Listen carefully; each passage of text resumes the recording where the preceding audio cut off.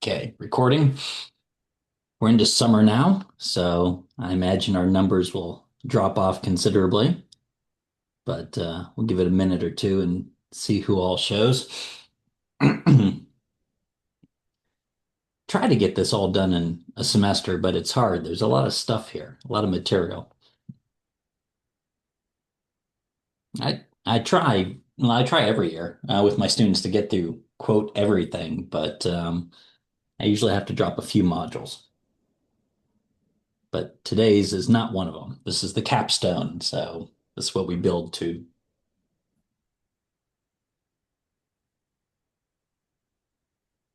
I know Andrew has done this module. I'm going to show off one of his figures. Anyone else do the galaxies module with your students yet? Matt has. Okay, cool. And let's see, we were here 2 weeks ago, got it started, and we'll keep on that astrophotography path and then kind of wrap it up. And then next week, if my students get it configured, they're working on it as the new gravitational wave tool, which I've mentioned a couple times. I'm pretty excited about it. I was excited about the old one, but it was only good if like only one person was using it. If you had a class of students using it, it wasn't such a good experience. We've made a number of improvements to it, and it's just a matter of getting it set up on the server. Can now work for like hundreds of students, and it caches the results, so it should be pretty cool. And we'll work through some ideas. This module is the last one that hasn't been, well, there is, there's a whole team that worked on it, helping to develop the module, the interface. And Clay wrote a module for it. I haven't written my version of it yet. I have a slightly different plan and be a mixture of playing with the interface and experiencing the excitement of time domain follow-up, which is kind of what I do as a career. Gravitational waves 170817. Oh, here's Calais. That event, we did discover the optical counterpart to a gravitational wave event, the only one ever detected. And we have, we searched 30 galaxies that night and peck through them. And so I'm trying to build that into my version because I have all those images. And so we can just distribute them amongst the teams of students and they can go hunting for the optical counterpart. Anyway, we'll do that over the next week or two, assuming that my students get the server set up. They're working on it. Are Anyway, we still meeting Mondays at 3? Is that still the summer meeting time? that's it until we're done with the gravitational waves, and then we're done for the summer. There's no I know we ran for the past 3 summers because that was grant, the grant funded it, and we had lots to do. It was a 3-year grant for like 5 years worth of work, and so we just plowed through every summer, and it really helped. But we're out of the funded period of the grant, and so after we wrap up in a couple more weeks, you're all off for the summer. I'm turning to writing the next big proposal. I've been working hard to empty my inbox from the semester, and I think I succeeded as of this morning. I didn't do any prep for this meeting today, so I have my notes from like 2 weeks ago, and we'll just hopefully they'll guide me through. But I'm dug out, and so I'm ready for the next big thing, which would be writing an NSF IUS, and that will impact anyone who's offering MWU or plans to offer it in the next 5 years. There'll be a participant program with probably similar levels of funding to the DoD. But it won't just be for development, it will be for implementation. So time to walk the walk. We've been talking the talk, and some of you have been walking the walk. The next grant will be for walking the walk. Anyway, more on that to come.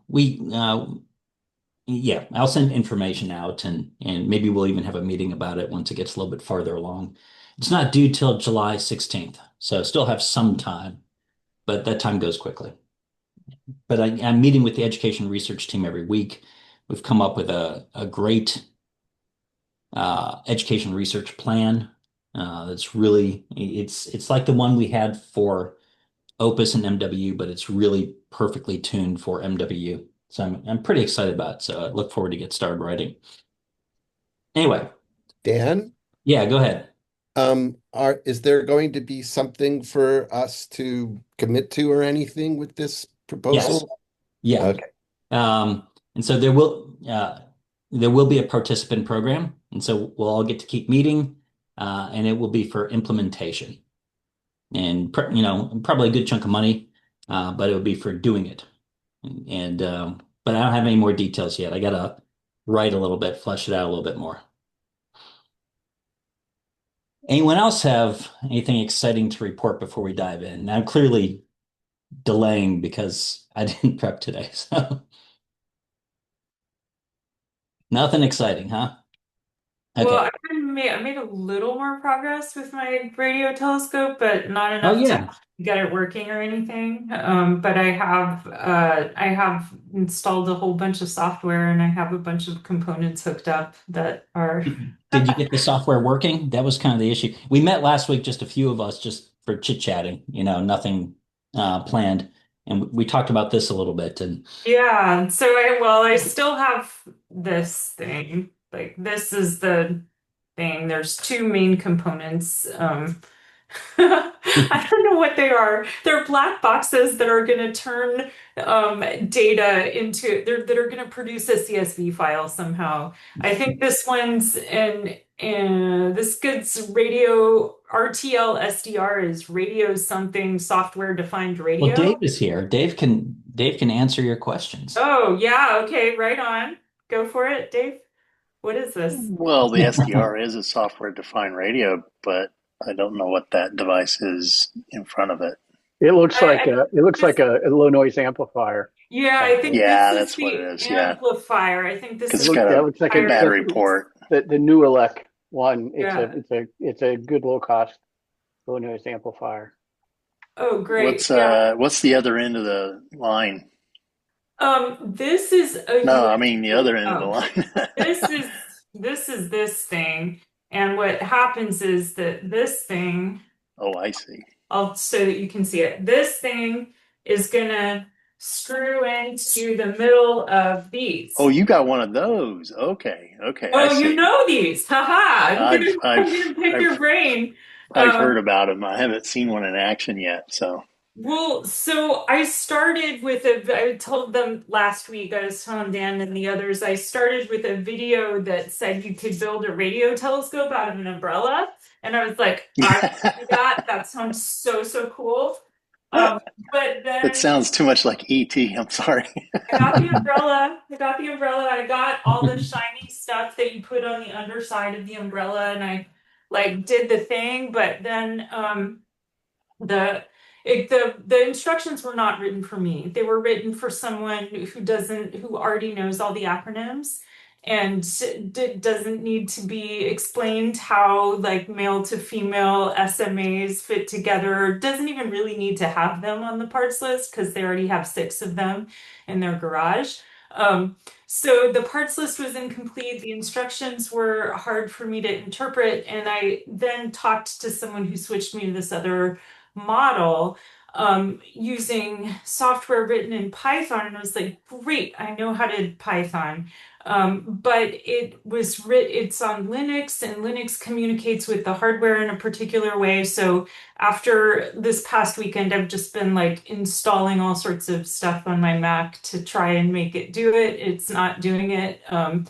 I now have the IT department's going to give me an old laptop that they can wipe and put Linux on, and then I'll be able to get his Python software. It's like all software. It's That's what like I was going to screwing say. it together is quick, and then like the software is not quick.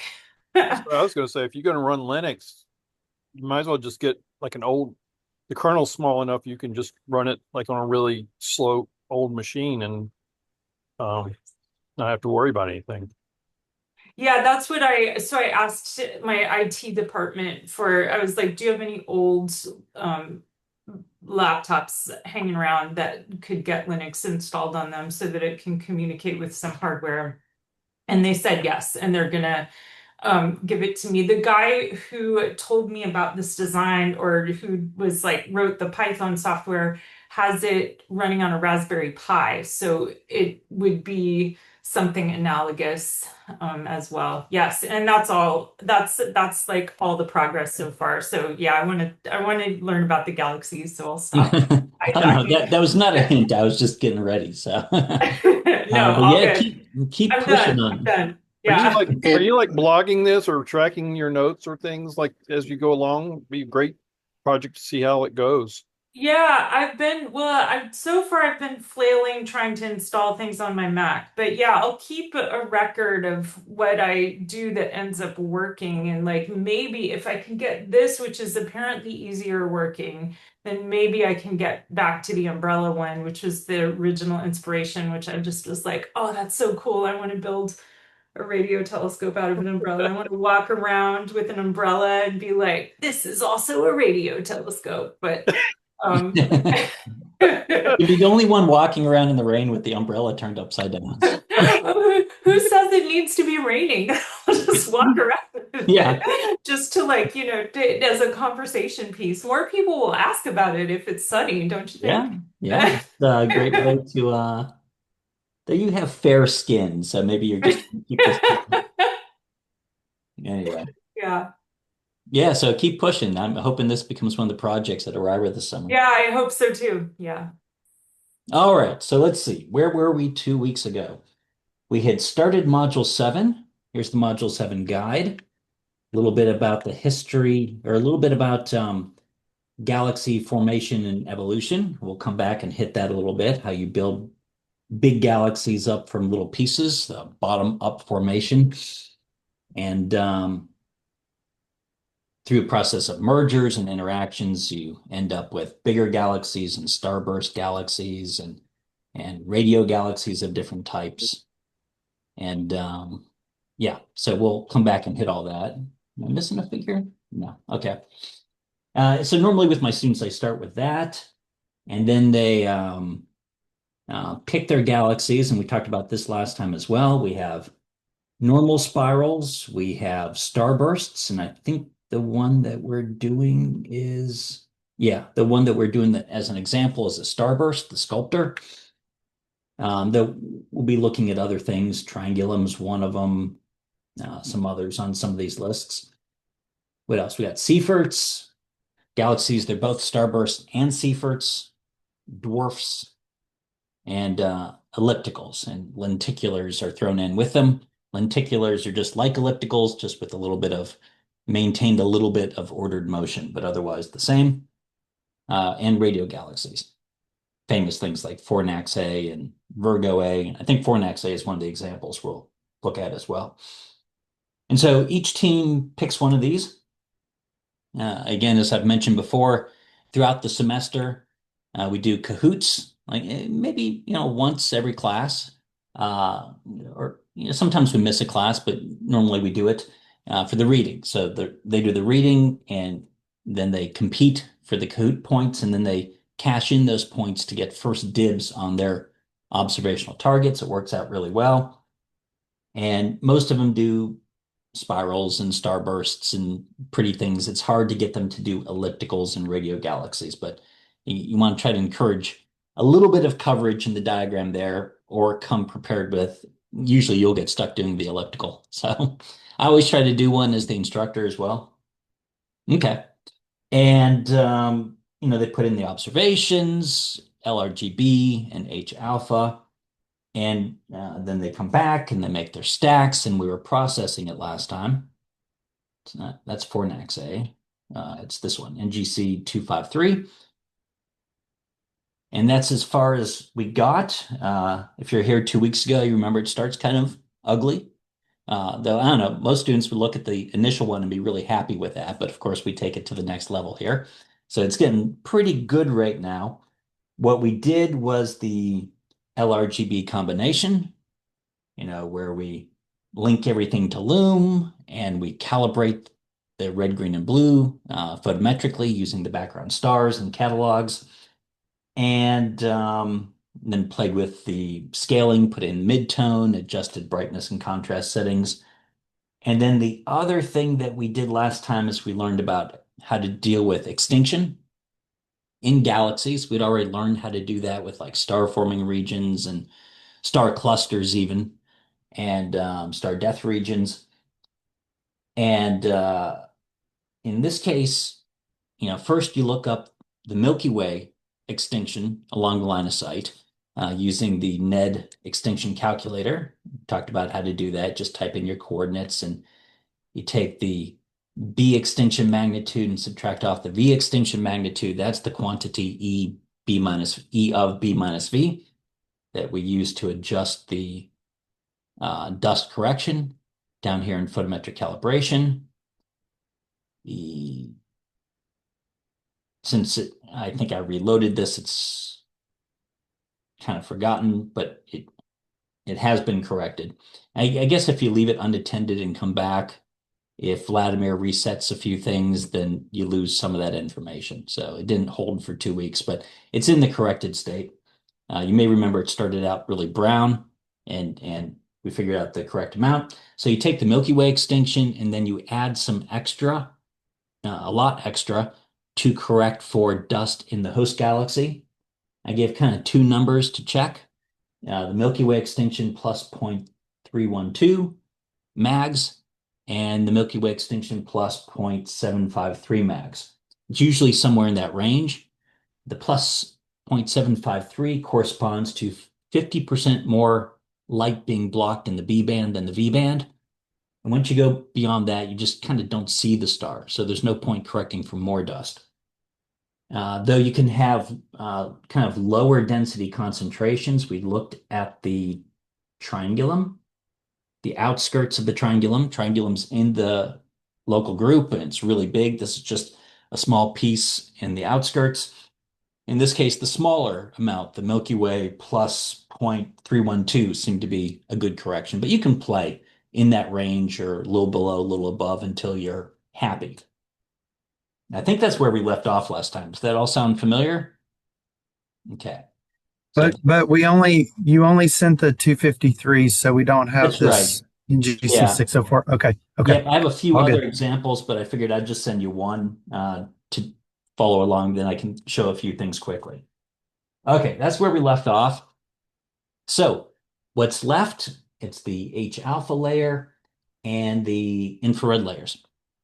So first thing, when you did your test image, you may have not seen any H alpha, and in which case we tell the students don't even bother. If you don't see it in your test image, which is like a 300-second exposure, it's not worth burning all that time. You can get very similar data in the mid-infrared usually. So, sometimes they may not even have H alpha. If they did, you want to look at the stack and see if there's anything good there. In the case of the Sculptor galaxy here, yeah, there's a lot of great detail, and we'll adjust this one and factor it in. Actually, it should be above the loom. Let me slide that up. Nope, slid it back down. Try again. Nope, slid too far up. There we go. Okay, that's the starting position. And so we're going to use that. Some other examples, 604 that we're looking at. It has, this is the outskirts of the triangulum, lots of great H alpha. This is actually NGC 604, not the triangulum itself, but the star forming region right here.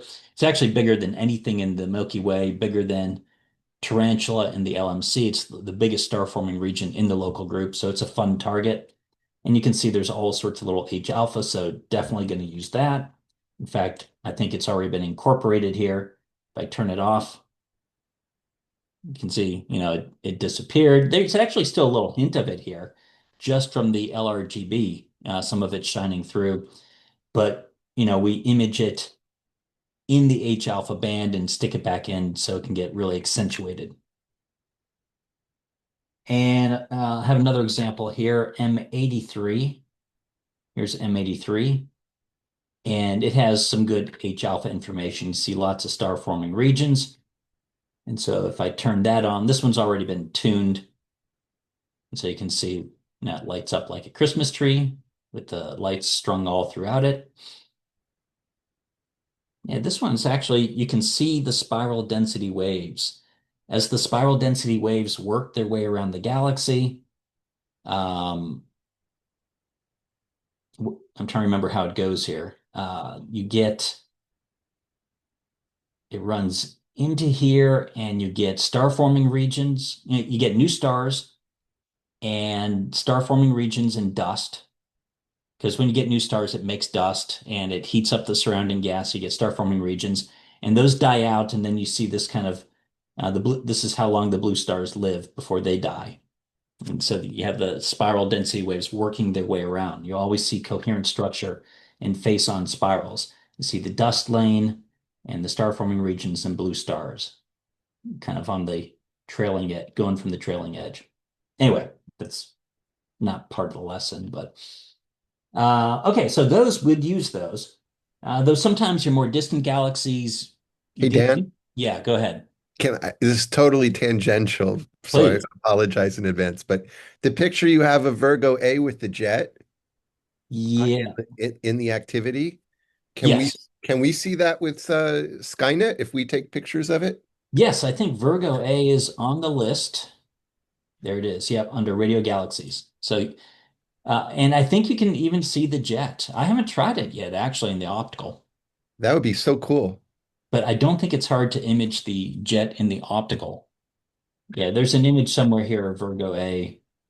I think it's Yeah, up where here. you show the jet in the image you have.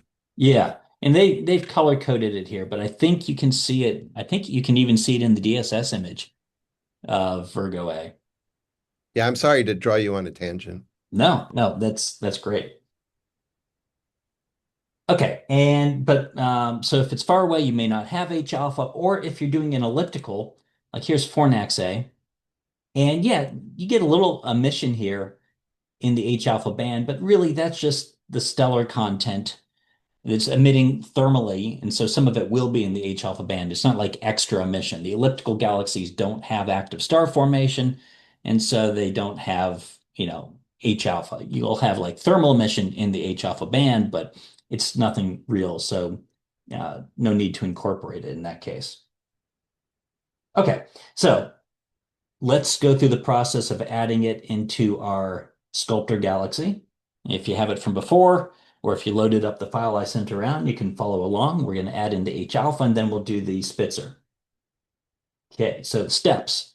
First, let's turn on the H alpha. And, it hasn't been tuned or anything yet, so it's like too much. And we're going to come over here to the H alpha layer, the H alpha control layer. I guess I was already on it. And at this point, it's probably linked to everything else. Given the process, you linked everything to Luminance. So you come here to manual and unlink it. I've already unlinked it, I guess. So you come down here, hit manual, which unlinks it. And then you can hit like default preset. And then we're going to tune it. So again, we have the background and the midtone levels. But we'll also have the blend mode to work with as well. The background level, same as before, you just bring up it by itself so you can isolate the histogram. And we increase the background until it's just a little bit below the peak, 20, 30, 40, 50. I'll go back down to 40, just a little bit below the peak. You see that makes the background here nice and dark. And so then I'll come back here and it should, boop, there it goes. Okay, so we have that dark background again. But it's really bright in here. So the next thing is to tune the midtone level. Again, I'll set it to 99.999 for starters, which kind of turns it off. Then I'll start taking out nines until it pops up above. It's in screen mode, which it's averaging. So at 99.9, it started to appear. Let's see if I want a little bit more, 99.5. It's starting to really change the color of the galaxy. Maybe 99.75. Maybe I'll work with that. There's a little trick to getting the blue color back to the rest of the galaxy. Show that in a second. But, whatever makes you happy. If you really want to emphasize them, or if you want it to be a little bit more subtle, 99.9 works. So you tune that to until you're happy. Now, sometimes, One question before you move on. yeah, Do you want that to be in lighten or screen? that was the next thing I was going to say. So thank you. Sorry about that. And so, like when we were doing star forming regions, we often would use the lighten blend mode to help bring the stars up above the gas. Though these aren't really stars, these are extended regions. If you go to lighten, it does dim it, so you may have to take out another 9 to bring it back up. And we zoom in here, and the transitions are very abrupt. And that's because in the lighten blend mode, you get one or the other. You get either this layer or everything underneath it, depending on which is brighter at that pixel. And so I find it looks a little artificial. It looks like someone came along with a marker or a Sharpie and just colored little regions. I would like a little bit more transition. So I do the screen mode usually, but see how it really brightened the rest of the galaxy. I'm going to have to dim that back. Well, I have to adjust it back down with the midtone level, and there'll be I'll up the extinction correction to make the galaxy blue again. So for these, I usually prefer the screen blend mode. You get the more natural transition. Um, Still might be a little bit noisy. One trick that you can do, as we talked about before, is to put it underneath the loom. It cut down on the noise a little bit. So those are the games you could play. Lighten or screen. In this case, I think screen is better, adjusting the midtone and putting it under the luminance, assuming you have a good luminance, which we do. Our luminance is really high signal to noise. This is a little bit noisy, so putting it under hides the noise, turns it into color noise instead of intensity noise. Okay. Now, since we use the screen blend mode, which is an averaging, a lot of this redness just kind of debluened the galaxy. So you can come over here to photometric calibration and up it by a couple tenths. Now, since this has been sitting around, it kind of lost the natural values. Let me calibrate and see if it changes anything. No, so it's oh yeah, there we go. It went back to its natural values. And so what I had before was 0.77. Okay, so that's where I just was. And then make it just a few tenths bluer. So it was like 0.8. Maybe I'll try, I don't know, 0.97 and see what that looks like. Yeah, and see how it returns the blue color a little bit, compensating for the Balmer color that we spread throughout the galaxy. It really depends on your galaxy. If it's something like Messier 83 here, where the H alpha is very localized, I'm probably not going to have to up the blue to compensate for this. These are just going to be where they're supposed to. But with something extended like this, I will have to increase the extinction correction to compensate for this red. Anyway, you can play games. Those are your free parameters, your buttons and knobs. And you play those games until you're happy.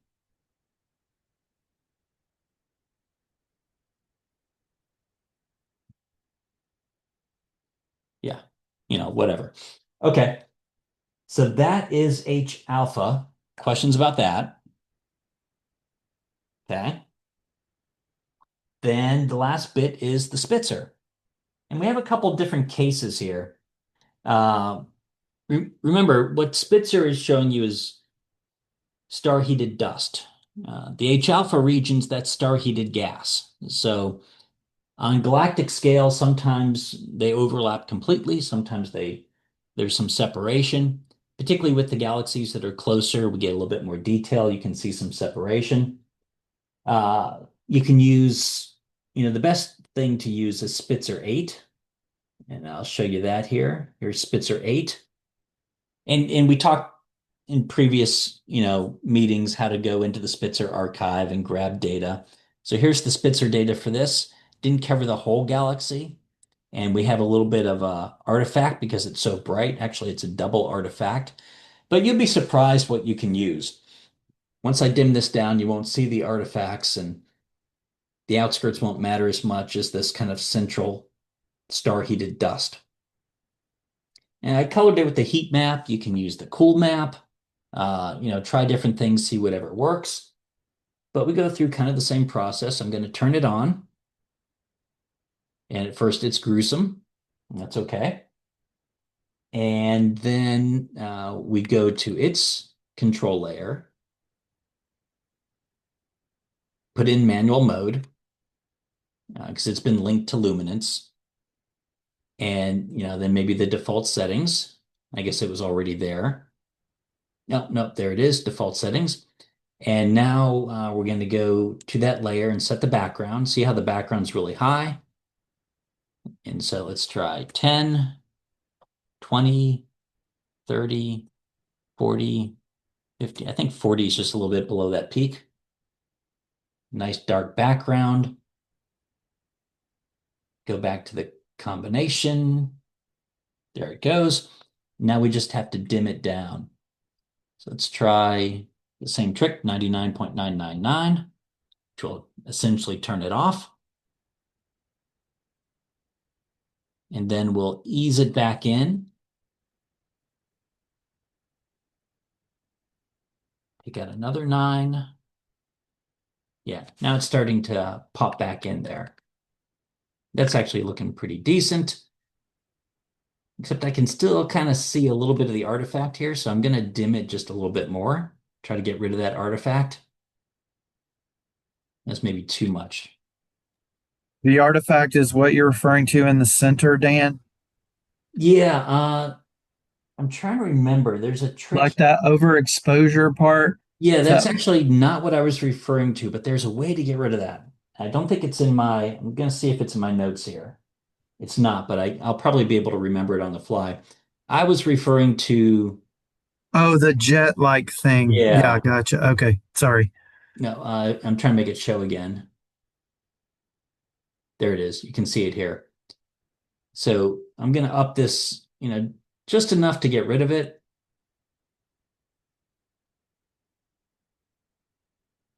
Now I'm trying to remember, there is a trick. It is overexposed here. I'd forgotten about that.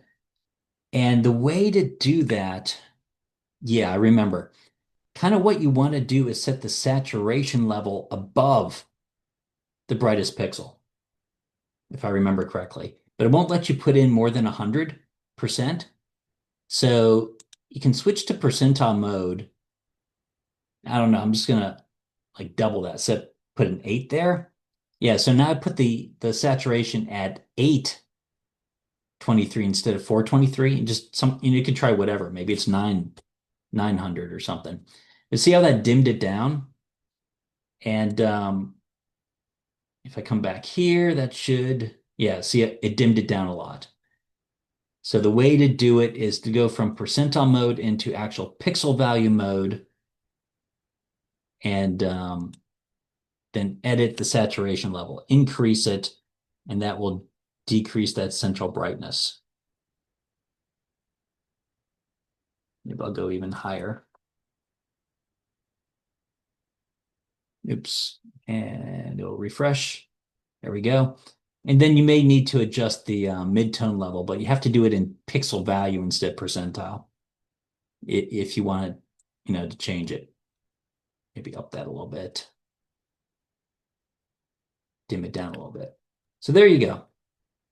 In Sculptor, it's kind of nifty. There's a separation between the H2 regions, the star-heated gas, and the star-heated dust. The star-heated dust seems to be more prevalent closer in.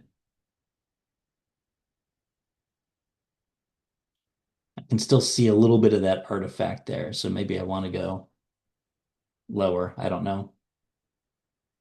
Nope, it'd be the other way, higher. Yeah, so mostly gone. And yeah, nice. And again, you can try different colors. You can try lighten instead of screen. There are all those games that you can play. And it's kind of the cool thing about the astrophotography in this course, we're incorporating that infrared. That's something most people don't do, and it adds nifty things. Now, some other things about that, while you're playing with yours, here's an example. This is an example where they're showing us different things, the H alpha and the mid infrared. In most cases,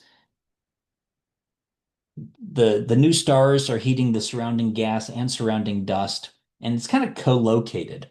And you can see that here in M83. Here it is with the star heated gas, the bomber turned on. If I turn that off and I turn on Spitzer 8, colored in the bomber color, it looks essentially the same. I'll do that again. I'll turn off the Spitzer 8 and turn on the H alpha, or I'll turn off the H alpha, turn on the Spitzer 8. So if students are having a hard time getting H alpha, they shouldn't break the bank. They can just go to the Spitzer archive, get something for free, color it bomber, and it does essentially the same thing. If we look at just the individual images, and these I've already tuned them. That's the H alpha, that's the Spitzer. Not exactly the same, but close enough that you can use them interchangeably. What else? Hey, Dan, Yeah. just a question of clarification here. So once I go in, I unlink the layer, I'm changing it manually. And then do you only click on the infrared layer to understand where the background is? Is Yeah. that why you clicked over onto just the single IR layer and not the grouped? Yeah, because when in the group, I can't tell which one's which. Right. I agree. Well, neither can I. Yeah, Yes. that's the only reason. I wish there's like a little button here, show only this one.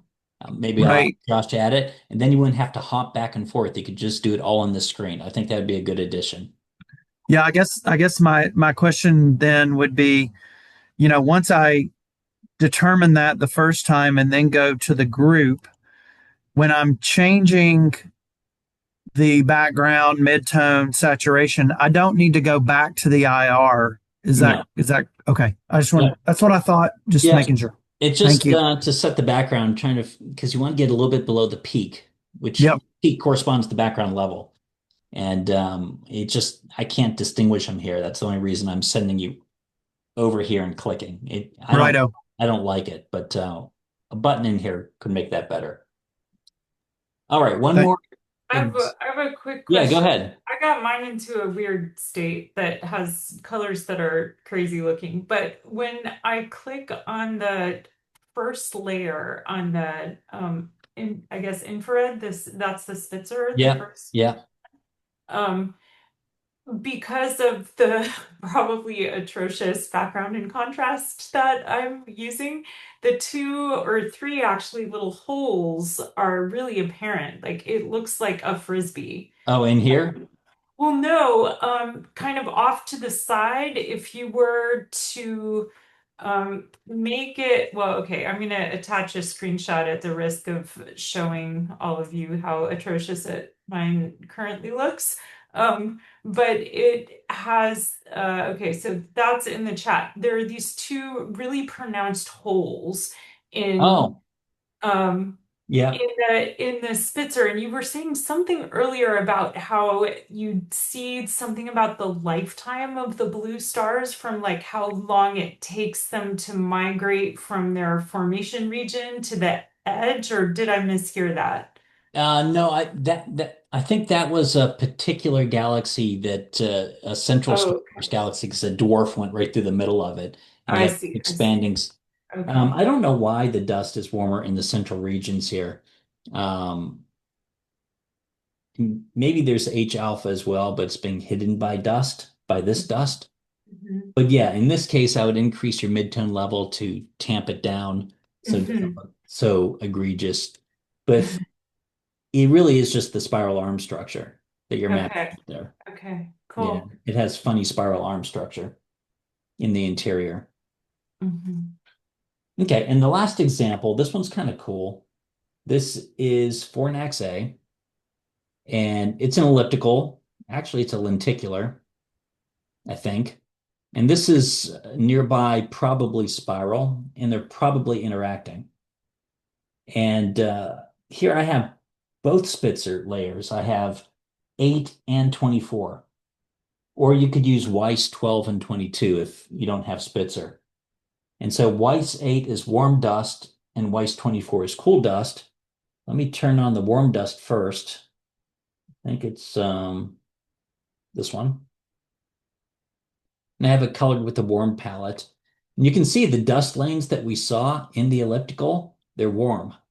So ellipticals aren't supposed to have dust lanes.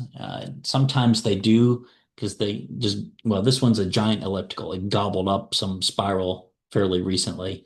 And so those dust lanes probably come from the spiral just ate, and they've been heated from the process of being captured.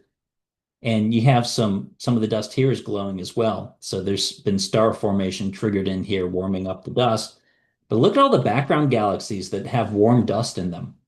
So that's kind of cool. You can tell, okay, that's a foreground star, but that's a background galaxy because we introduced this orange all over the place. And then we could turn on the cool dust here, which I colored with the cool palette. There we go. And it's blue, but you add it with the orange and get kind of purple. And so there's some cool dust in here as well. But look at the background galaxies. You have now a color spectrum going from galaxies with warm dust to galaxies with cooler dust. The purpler it is, the cooler the dust, the oranger, the warmer the dust. And it's a different color spectrum than we use for uh, the optical stuff in galaxies. So it's just a nifty way to convey some additional information. It's more than just Fornax and this galaxy it's interacting with, but you get all this kind of temperature information about these background galaxies, which is cool. Okay, so that was the remaining bits about astrophotography. So unless there are any questions, I want to talk about the capstone activity. So students are doing this like over the course of a month, right? They're collecting their data, processing. They've done it a couple times and they're getting good at it. They learn a few new skills about dust correction in galaxies and how to use the mid-infrared effectively, screen versus luminance, stuff like that. It's not too hard for them to pick up the additional skills here and get some really nice galaxy looking images. And plus they can add archive. You know, they can take a little bit and then go to the archive and get a ton more and just have amazing pictures. So then it comes time for the capstone activity.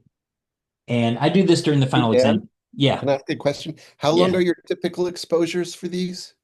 Well, they do a test exposure with 300 seconds for the H alpha and then 80, 60, 40, 20 for BVR loom, but they adjust them and then do the regular set with often longer exposures. Okay, thank you. They normally do 5 sets of those with 30-minute spacing, and then they hit the archive. Because with galaxies, everyone centered them on the galaxy, except for a few cases where the galaxy was really big and they may have done different centers. So for galaxies, it's really easy to find archive data to supplement. And now that we're like 3 years in, it's starting to accumulate. Okay, final exam period. I don't give a final exam. They all come back. I bring donuts to get them all kind of full of sugar. I bring swag like buttons and stickers with their pictures on it and magnets. And so it's, you they don't have to study, no exam. It's a feel-good atmosphere before they take those post surveys. So I put my finger on the scale a little bit. I brought the mega map and markers and everyone's signs. So everyone's all happy and joyful. But we do this activity. And I start with just a little reminder of the key things and what they're going to do, and then we go into it in more depth. Let me bring up some slides here. So earlier on, like when they were picking their galaxies a month beforehand, I give them the story of galaxy formation and evolution. And either I do it in class or I have them watch the video and we do cahoots on it. And I'll spare you that. There's the video. It's in the directory here.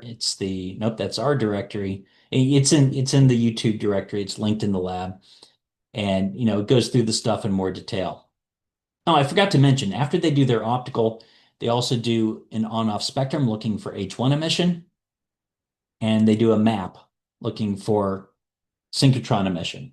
I forgot those little details. They're studying this using all the tools, optical, um, infrared, but also radio spectroscopy, looking for cold neutral hydrogen gas, and radio mapping, continuum mapping, looking for emission from the central black hole. All this will be relevant.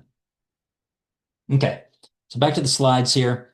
I start with just a little reminder of kind of the final slides from their introduction, and then they're going to do an activity. Then I give them kind of a little longer reminder, more tuned to their activity, and I'll share that with you today real quick. But the walk away from what they learned before is that there are two ways galaxies evolve. If you're a spiral and you absorb something small, like an orbiting dwarf, you get a little bit bigger. But if you're a spiral and you run into another spiral, then you just totally lose your spiral structure. You become an elliptical. When they collide, all the gas gets activated, makes all the stars all at once. So you're a starburst, and gas, well, I'll get to the centers in a second, and then it eventually calms down, and there are no new stars. So you have this ever aging population getting redder and redder, like a globular cluster that's an elliptical with disordered motion. Or here's the more advanced version of what they learned before with the intermediate phase. Here's a spiral. It absorbs something smaller, disrupts the gas a little bit, so it produces more stars. We call it a starburst. And some gas flows down to the central black hole, forms a disk and jets, and so you get some radio emission. So if you have a spiral with central radio emission, we call it a Seifert. But then all that gas gets processed, and you're back to a normal spiral, just bigger than when you started. Or the other pathway is the major merger. In that case, as I said, all the gas gets activated. You get all the stars at once, extreme starburst, but a lot of gas flows down to the central black hole, makes a big disk and strong jets, and the jets can plow all the way out of the galaxy, and we call that a radio galaxy. Or if you're looking at it down the jet, a blazar. But again, eventually that gets processed, and you're an elliptical. So this is the same as this, except with the intermediate step, where you have radio emission. So then I give them this figure, my favorite figure of MWU. I worked long and hard to make this work. It was a while to figure it out. But we have two axes. On this axis, we have indicators of star formation, all the different things they learned. Cold gas is an indicator of star formation. Ellipticals don't have any cold gas, but spirals do. And you detect that with the H1 line in the radio. Dust and blue stars, you can get that information. Let's see, yeah, here's an example of H1, cold gas. And then you have dust and blue stars and star-forming regions and warm dust. And you get that all from your optical infrared image. You have the cold gas, and in the gas you're forming dust, and here you see all the dust lanes. You also form dust in the winds of massive stars. Massive stars indicate star formation. Blue stars, that means you have active star formation, because blue stars don't last long. If you have a galaxy that's blue, there's ongoing star formation. In the pink regions, those are star-heated gas. That's the Balmer emission, the H2 regions, and star-heated dust.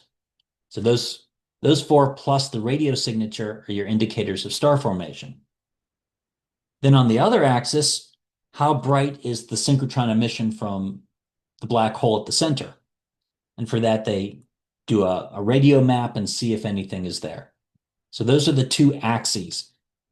And they're going to, after, I do that little quick reminder of what they learned before, their groups, they meet within their group and figure out where their galaxy goes in these different zones.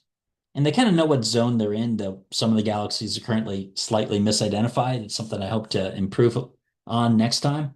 But they put their galaxy in there. It's rough because there are no units. It's all kind of just not much or a lot. But they sit and they talk. They think about these 6 quantities and where they fit. Then once everyone has something on the chart, and here's kind of what my chart looked like, and I'll show Andrew's chart in a second.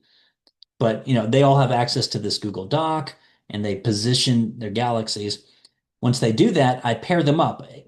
The two closest, the two teams get together and they meet and they talk and they look at each other's galaxies and arguments and they move their galaxies around. Like this one may have had more H1, but this one may have had more dust.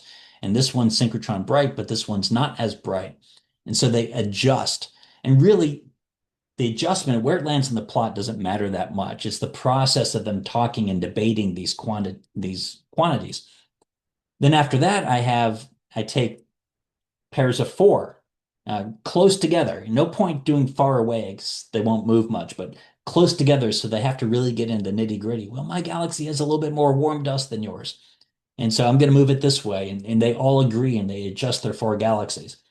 In class, as big as mine, I actually do 8 teams as well because I had 25 teams. So, 3 chunks of the class. Just at that point, there's not much more motion. Things are getting pretty locked in, so it doesn't get too chaotic. But it's kind of a good chaos. People who gone to Aurora know that I like chaos as a teaching technique. Anyway, they get that all done. And then they have something like this, or I'll show Andrews. He printed it out. I was a little too slow. I have made a high res version now. And yeah, Andrew's here. I have made a high res version, so maybe you'll print it out again. And in their case, they didn't do it online. They actually moved sticky notes around, which is kind of cool. And let me give the more detailed story of galaxy evolution. But the idea is you can't watch galaxy evolve, but we can go from case to case to case along certain pathways and see those 2 cycles of galaxy formation. So I'll try to do it quick. I'll share some slides here. Okay. Again, there's a longer version of this that I do with the students when they pick their galaxies. This is just by way of reminder a month later. I start with these. These are called pregalactic fragments. They're from the Hubble Deep Field. I spent a lot of time in the other talk talking about the Hubble Deep Field and why it's awesome and everything. But deep in the Hubble Deep Field, you can pull out these pregalactic fragments. They're like dwarf galaxies today, about similar mass, even smaller. And since the universe was smaller then, everything was closer together. These were bumping into each other. You can see interactions, and that is triggering the gas to form stars. That's why they're blue. This one's an oddball. Maybe it actually has formed some dust too, making it red. And then you have this process of hierarchical structure formation, bottom up. The little things run into each other, become bigger things. They run into each other, become bigger things, until you have big L star type spirals like Andromeda and the Milky Way. My notes here. Okay. And these have all the indicators that we talked about. These big spirals, they have a lot of cold hydrogen gas, so you should get an H1 signature. They have blue stars and dust. You can see the dust lanes in Andromeda. You can see the blue of the stars, indicators of recent star formation. As we talked about before, you have the H2 regions, the bomber emitting regions, and also the warm dust, all heated by recent star formation. In fact, I think this galaxy could stand to be a little bit bluer in its color because it's a starburst. Anyway, so you get all these indicators in these galaxies as you build them up. Now, the 1 cycle of galaxy evolution is absorption of dwarfs. Like here's a dwarf, here's a dwarf. There are lots of dwarfs around these. Here's the local group. Here's Milky Way and all of its dwarfs, and here's Andromeda and all of its dwarfs. And these dwarfs, occasionally their orbits get destabilized and they spiral in. Here's the Canis Major dwarf, and it's been shedding stars as it goes. And people who do galactic archaeology, they measure the velocity vectors and the compositions, and they can say, yeah, these stars are all a single population, different from the rest. And they've traced kind of the pattern over God knows how many billion years or whatever, as it's been in the process of merging and shedding the stars. And when it does, as I said, it triggers the gas, increases the star formation, so you get starbursty. And you also will funnel gas down to the core where it sinks into a disk around the central black hole. That disk is hot, it ionizes, you form the jets along the rotation axis. Some of the electrons in that ionized gas get trapped in the magnetic field, spiral around the field lines, making the synchrotron spectrum, which can be quite bright in the radio compared to thermal spectra. And so they also image their galaxies looking for this. Normal spirals won't show it, but Seyferts and radio galaxies will show a big bright blob. Okay. Seeing where I am here. What was this for?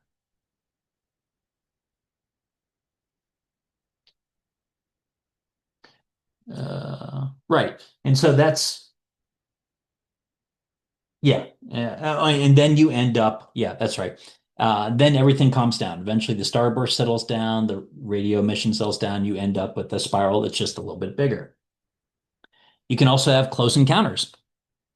Here's Bode's galaxy and the Cigar galaxy. They didn't actually interact. They're two large galaxies and they spiral around and have a close encounter every, I don't know, 100 million, couple 100 million years that activates the star formation. You can really see it in the Cigar galaxy here.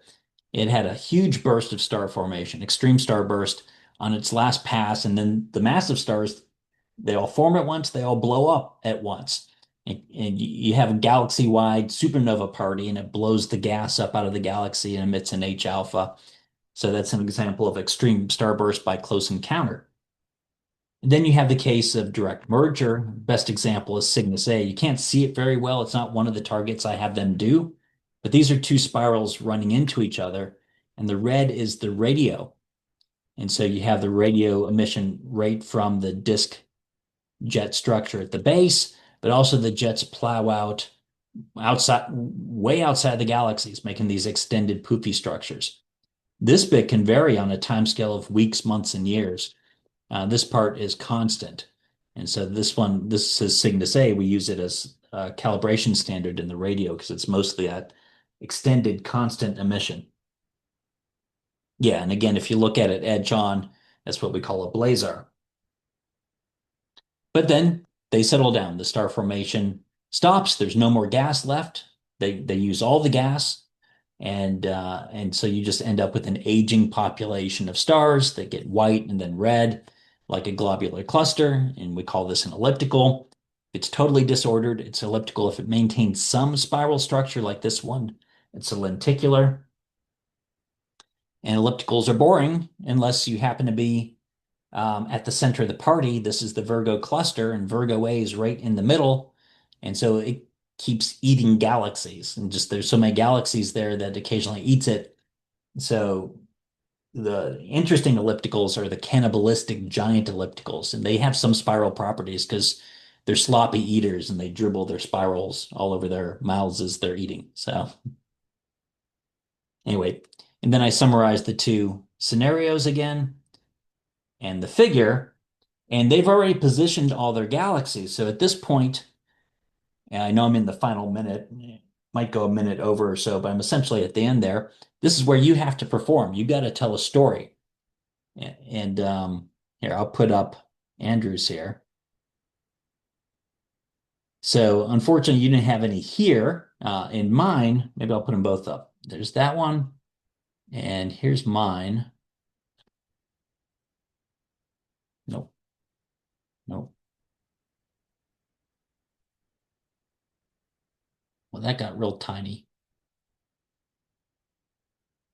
Slideshow. But I can't. I was going to try to put them both up, but here, I'll use mine. It has a little bit more on it. So before this final activity, you know what galaxies your students are doing. And so just run through them on Wikipedia, just become vaguely familiar with them. It tells its own story. You don't have to be an expert on each one, but you start down here and you kind of work your way on this spiral here. These are normal spirals, maybe a dwarf in there. They merge with, minor merger, sending you over here, and then you're going up on this trajectory. This is enhanced star formation. This is now enhanced radio emission at the core. Croc's Eye, Whirlpool. Eventually, the star formation turns off and you're a Seafert, then the black hole turns off and you're back here, like surfboards transitioning back down. So that's one evolutionary cycle. And you just go through and you tell the student, okay, put up your image. Okay, and why do you put it where you put it? And what kind of radio emission did you see? And okay, great. Next, you put up your image. And they see the process going on. And then you do the outer loop if you have a major merger, like the whale, antennae. Y'all know the antennae galaxies. You can picture that. That's a major merger, a train wreck. Hamburger galaxy is a train wreck. And so you're working up this major merger thing. None of them will have done Cygnus A, but you will have just talked about it. It lives here. Fornax A is, the centrals become kind of elliptical, but it still has that bright radio emission. Then it works its way back down. Often you can convince students to do sombrero and needle. They're because they look kind of cool, but they're edge-on ellipticals. I couldn't get anyone to do a regular elliptical. I guess, spindle. No, that's also an edge-on lenticular. Anyway, you come back down, you end up over here in regular elliptical land. So it all comes together. It's a group activity where they're talking, discussing the details of why one is more this and less that. And then you paint this picture and they can see galaxy evolution through their own targets. I guess the last thing I'll say is if you're at a small school and you can't cover this space, what I'm going to try to organize in future years is you team up with another small school and you'll do this is called jigsaw. The technique is called jigsaw in the education research world. And we'll just do cross-institutional jigsaws. You'll do some, they'll do some, you fill out the space, and then between your 2 or 3 institutions, you tell the story. Okay, I'll shut up for a second. Thoughts, comments? Well, that's actually that's a really interesting to go between institutions since our 217 class where we do a lot of this tends to be fairly small, Yep. Yeah. right? So it would actually be helpful to, I mean, we're growing in our astronomy concentration, but still small. Yeah, and there may be some other activities in the MWU curriculum where this naturally lends itself. And we're writing that in as one of the small things in the proposal. It'll be part of the participant program that will pair you up and help you get organized so you can do this kind of cross-institutional. And there's all sorts of studies of like belonging in science. And we're studying it on different groups, like within their team, within their class, and then kind of within the whole MW community. And the blog site is also meant to help facilitate this. They're part of a larger thing. This is so much more active and exciting, I'm sure, for the students than trying to memorize a bunch of, what to Hubble see in images. classifications. Yeah, I mean, this is so much more fun. It's Yeah. great. Yeah, and Dan, I'll say for mine, I have a small class. I only had 14 students. But they So each did a galaxy. no, they didn't. Oh, okay. I'll just for mine, I only had that last dark time in sort of May, and it rained for I think all 3 weeks in Virginia and they were basically all triple RT. So we only got about 4 galaxies done between the class, and I had them sort of share and so on. But what I did for this is I went ahead and I had about 4 galaxies that I've done previously and brought those up. And I just did a Google search for a lot of images of others. And I sort of got a nice spread of all the ones in the list. And what I did is I sort of primed the pump a little bit by I started with I think M60, and I think I started with a couple of the ellipticals. And I'm like, well, look what this has. There's none of this here. And I sort of put up in front, I did this. And then I worked through a couple of the spirals. I worked through sort of all of them by just going off the Google images. And then I said, okay, let's talk about yours. What does yours have? And then sort of as a class, the ones who did it sort of shouted out, I see this, I see that. And we kind of talked about, okay, where should this be along the list that I sort of created the grid work for? And then we sort of slapped on the 4 or 5 they did around there. And then we talked about how it all fits together. Great. Yeah, there are all sorts of ways you can do this. Yeah. But Yeah, I've got no science students. I think I had 1 science student. They're all gen ed, English, education, comm arts kids. And I feel like they got a lot out of this because by the end I'm like, okay, let's look at this galaxy picture. What do you guys think? And they're yelling out, okay, there's star bursting, okay, there's cold gas, there's this, there's that. And, for students like that ever get to take another astronomy course, I couldn't ask for anything better. Mhm. So I think it worked really well. And it pulls together almost everything they learned. Maybe not some of the solar system stuff, but module two was stars and stellar evolution. So the colors of the blue stars here. And then in star forming regions, we talked about dust and warm dust and the H alpha. And then later in module six, we learned about the H1 emission and in the radio modules like four, uh, they learned about the imaging and the brightness of synchrotron sources. So it just pulls together everything they learned. It's a capstone. It's a capstone, and it's fun. It's a very active, and it really gets into the weeds in a good way.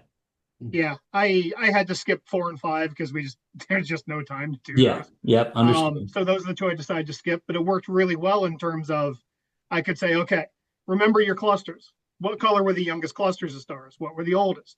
And we Hmm. talk about that way. And then, okay, when we did star forming, what do we see from star forming regions?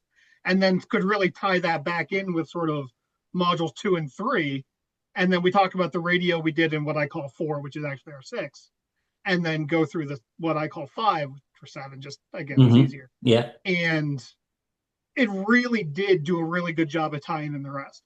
I kind of make the point to them the first month to 5 weeks is really just here's how Skynet works, here's how images work, and that's our solar system.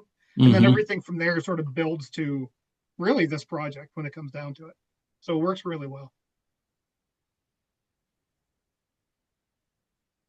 All right. Well, there's nothing else. Then next week, fingers crossed, my students will finish the server stuff and we'll play with the brand new gravitational wave interface. Probably do it over 2 weeks, and then we'll call it a summer. All right. Thanks, everyone. Thanks. Man. Bye.